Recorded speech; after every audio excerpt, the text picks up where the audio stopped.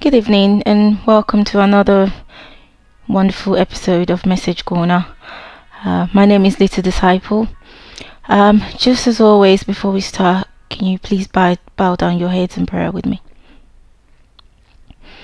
Everlasting King of Kings, Ancient of Days, we worship you, Lord. We just want to thank you for this moment. Father, we pray that this message will just touch the right place in our hearts, Lord.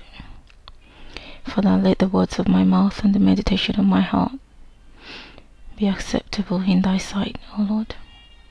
Amen. Today's message is about fear and why we live with fear, why we have certain fears, and how to overcome those fears. Before we go further, I just want to give you a quick definition of fear. This is the definition from the Oxford Dictionary, and it defines fear as an unpleasant emotion caused by the belief that someone or something is dangerous and likely to cause pain or a threat.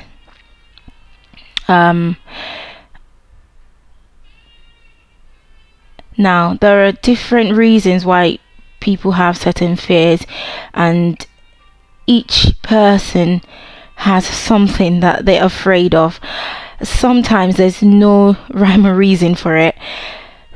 For some people, it's a fear of spiders, it's a fear of certain animals, certain pets. For some people, it can be anything, down from things around us, and for some people it's a lot more deeper and a lot more psychological.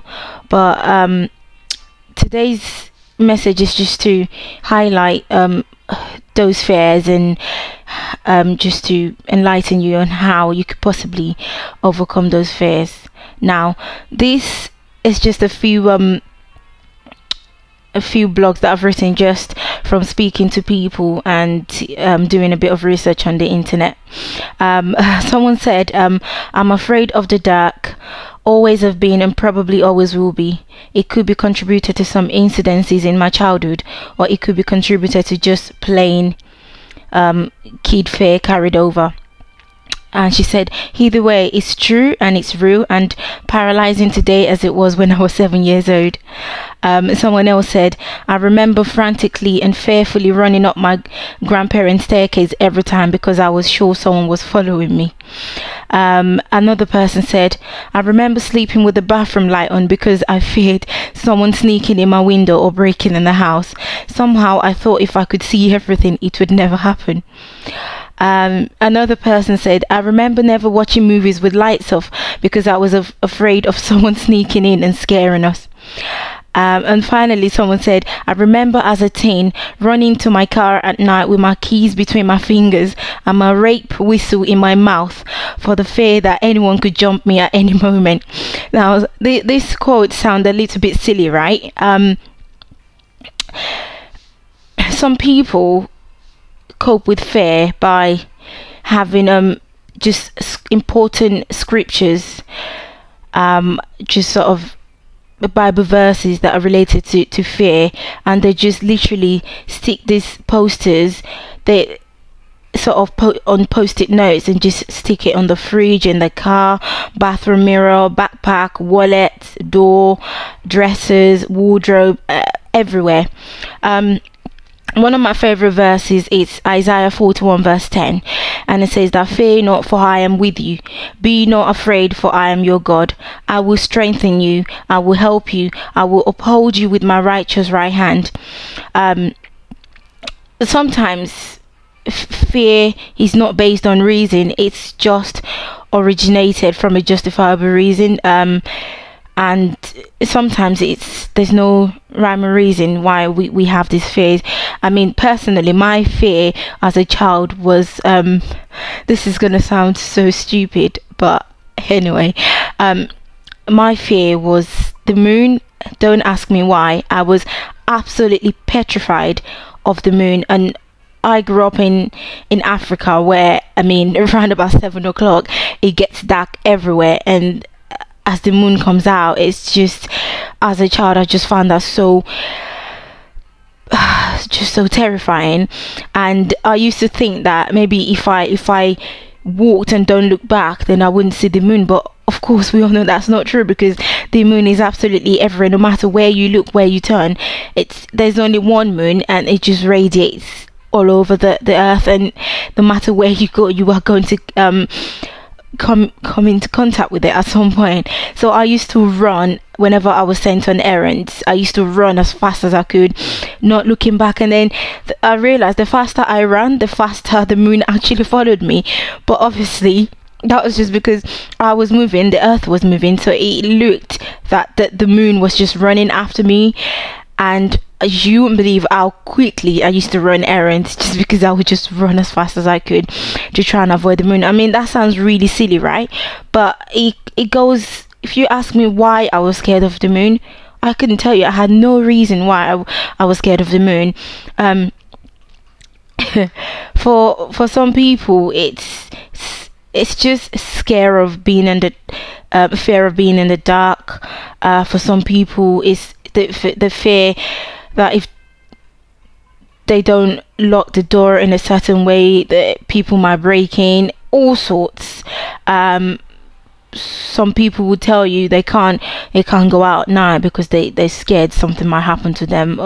It's just, the list is endless.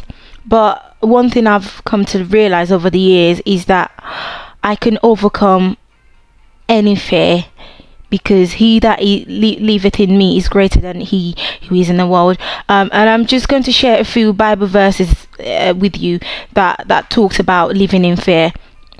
The first one, which is one of my favorites again, is 2 Timothy chapter 1 verse 7, and it says, "For God hath not given us the spirit of fear, but of power and of love and of a sound mind." Fear is the weapon that the enemy uses against us, and he knows that the moment we just give him a slight chance to get that fear into our hearts, that's it. Everything, then he just manipulates our mind to think that we are incapable of doing something, when we know that we can do all things through Christ who strengthens us. Another one is Psalm 23 verse 4, which says, "Yea, though I walk through the valley of the shadow of death, I will fear no evil, for thou art with me. Thy rod and thy staff, they comfort me." Some of you probably know I had a bit of an emotional situation not long ago in my family, where it was just unexpected and very upsetting. But anyway, the point I'm trying to get to is that I just went through this phase where I really struggled to just to be in the dark, or to even be left alone in the room. I was absolutely petrified. I was never like this until that thing happened, and I just thought, oh gosh, I have to get hold of this. God has not given me the power of fear, but the power of love and a sound mind. So that was something I really had to walk through. But the exciting thing is, as a Christian, you don't have to walk through these things alone. You don't have to go through this fear alone, because you have someone. We have an advocate in heaven, who is Jesus Christ, who, with him we can do all things. All things are possible, and he can help us to overcome any fear. And when I used to have those moments when I just really struggled to even like be alone, I used to play a song by Dietrich Hayden, and the title of the song is "You Are My Strength." And I would play this song on replay for probably 20-30 times a night before I could then just suddenly drift off into sleep, and then pray before I go to bed as well. And that's how I cope with it. For some people, and obviously as Christians, we've got scriptures, we've got songs, we've got hymns, we've got the Bible, we've got that just strong network. But even as a non-Christian, there are so many things that you can do to just sort of overcome that fear. And just remember, fear is all in the mind, and it's just a weapon that the enemy tries to use it against you to get us to panic. And so if you just think to yourself, you know, I've got nothing to be afraid of, and it's just in my mind, you can walk through any fear. And also, obviously, as a Christian, it's something you can pray about. You can just ask people to pray for you, pray with you, read scriptures, put it on post-it notes, stick it everywhere in your car, anywhere that is accessible, easily accessible for you. There's a myth that says that there are at least 365 chapters in the Bible that talks about fear. Doing my research, I found that this isn't actually true, but it doesn't even matter how many times this is mentioned in the Bible. It only needs to be mentioned once for you to actually know that you have nothing to be afraid of. And next time you think to yourself, I can't do something, just take the T off, and that gives you can. You know, a can't without a T becomes a can. So you definitely can do it. And I mean, again, speaking from experience, I am absolutely petrified of heights.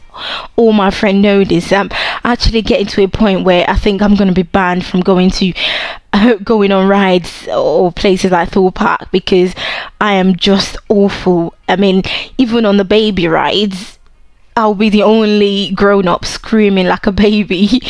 But again, that's something I've battled with over the years, and it's something I'm praying about. And a couple of weekends ago, I said to myself, I can do this, and I went on something called the devil drop, and it was scary, but I just kept pondering on the word of God that say that, you know, that the Lord is my light and my salvation, who shall I fear? The Lord is the strength of my life, of whom shall I be afraid? And also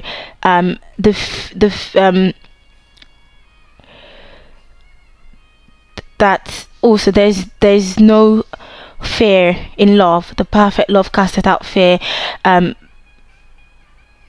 and fear is made perfect in love. And I just had the scriptures just sort of pondering it in my mind, and then one of the guys that I went with actually had to hold my hand, and he held my hand like a little 3-year-old, and just sort of said, you know, we'll do a countdown, we'll do this together. And just, it sounds a bit lame, but again, that is something that for some people it's so easy for them to do. They can jump up from a cliff or whatever if they had to, but it's something I battled with. And we all have something that is unique to us that we absolutely petrified of. But I mean, now coming out of it, thinking back to it, I think, oh, do you know what, I actually did it. This is something that I never thought I would have done. And again, it's like if you have Christ in your life, you have no fear. And why should you have fear when God is there is no fear in God, and he's with you every step of the way. So Hebrews 13 verses say, so that we may boldly say, the Lord is my helper, and I will not fear what man shall do unto me. And again, Joshua 1:9 says, be strong and of good courage, be not afraid, neither be thou dismayed, for the Lord thy God is with thee wherever thou goest. I mean, that is just a wonderful promise. So those are just few Bible verses that talks about fear and how we can overcome fear. Again, saying having a fear and working through it, it's not an easy process. It's just something that, but if you are prepared and you just have that mindset that I will overcome this fear, then you definitely will do it. It's all in the mind. I mean, I can say that I'm not as afraid of heights as I used to be. I'm not exactly not scared of heights, but I'm a lot better than I was. And also, I don't run away from the moon anymore. So I mean, some fears do fade away over the years, and sometimes it comes from experiences from childhood, and maybe having a really traumatic time. For example, if someone's had a car crash, they will be absolutely more than likely to be absolutely petrified of getting behind the wheel again. But this is something that will fade over time, as the experience sort of fades away, and they will be able to just get back to it and then just get back to driving again. But some fears, just they are a lot more difficult to get rid of. Anyway, there's no real ending to this story, because I mean, it's sort of an ongoing process, and sometimes it's some fears, things that we battle with day in, day out, and it's something that we just need to combat every day. But I mean, if it helps, just have the scriptures, write them wherever you can see them, and just know that God has not given you the power of fear, but the power of love and a sound mind. And also just remember that in the books of Philippians 4:13 also says that you can do all things through Christ who strengthens you. So yeah, next time you think, oh, I can't do this, just remember that you can do all things through Christ who strengthens you. I hope this message has been helpful. As silly as it might sound, I hope it's helped you in some way, shape or form. Have been Little Disciple, and you've been fantastic and amazing for listening today. Have a lovely week. Thank you. Bye bye.